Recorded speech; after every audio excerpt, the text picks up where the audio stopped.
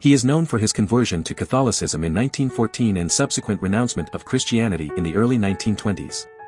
He is recognized for his work as an archivist and librarian at the Bibliothèque Nationale, specifically with the medallion collections. He graduated from the École Nationale de Chartes with a bachelor's thesis on a critical edition of the medieval poem L'Ordre de Chevalerie.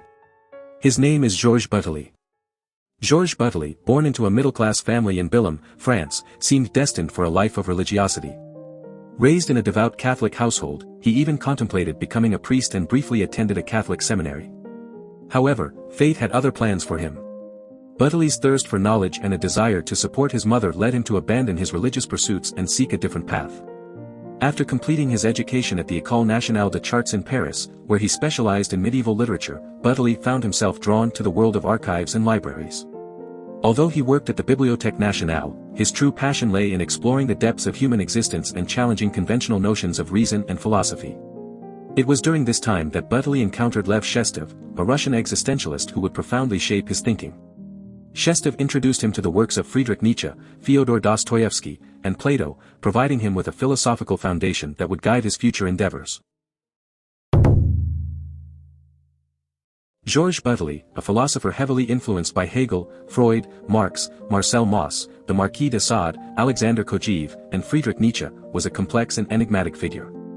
Though relatively ignored during his lifetime and scorned by contemporaries like Jean-Paul Sartre, his work would go on to have a profound impact on later thinkers such as Michel Foucault, Jacques Derrida, and Philippe Sollers. Bataille's diverse body of work spanned a wide range of subjects, from readings and poems to essays. He often published under pseudonyms and faced bans on some of his publications. Initially drawn to surrealism, he eventually fell out with its founder André Breton, though they would later reconcile to some extent.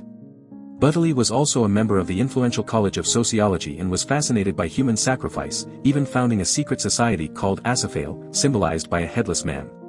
One of Bataille's notable contributions was his defense of Friedrich Nietzsche in an essay against appropriation by the Nazis. Bataille and his collaborators, including André Masson and Pierre Klossowski, published the eponymous review of Nietzsche's philosophy, which aimed to challenge notions of sovereignty.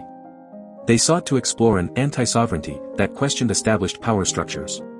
Bataille's novels, such as Story of the Eye, published under the pseudonym Lord Alk, initially gained notoriety for their explicit content but have since been recognized for their philosophical and emotional depth. His work often employed metaphors that referred to his own philosophical constructs, such as the eye, the egg, the sun, the earth, and the testicle. Other famous novels include My Mother, The Impossible, and Blue of Noon, which delved into controversial themes like incest, necrophilia, and politics. During World War II, Bataille produced Summa Theologica, a collection of his works that included Inner Experience, Guilty, and On Nietzsche. After the war, he dedicated 30 years to writing The Accursed Share, a work that explored the concept of sovereignty. This concept would later become a significant topic of discussion for figures like Jacques Derrida, Giorgio Agamben, and Jean-Luc Nancy. Bataille also founded the influential journal Critique. Georges Bataille's philosophy, influenced by a diverse range of thinkers, continues to be relevant and thought-provoking today. His exploration of power, sovereignty, and challenging established norms invites us to question our own assumptions and engage with the complexities of the human experience. Georges Bataille's personal life was as intriguing as his philosophical ideas. Born in France in 1897, Bataille was known for his controversial and unconventional beliefs. He married actress Sylvia Mackles in 1928, but their marriage ended in divorce in 1934. It was during this time that Bataille had an affair with Colette Pignat, a relationship that would deeply impact his life. Tragically, Pignat passed away in 1938, leaving Bataille devastated. Despite his personal struggles, Bataille continued to explore his philosophical ideas and delve into the depths of human existence. In 1946, he found love once again and married Diane de Beauharnais, with whom he had a daughter. However, Bataille's life took a turn when he was diagnosed with cerebral arteriosclerosis in 1955.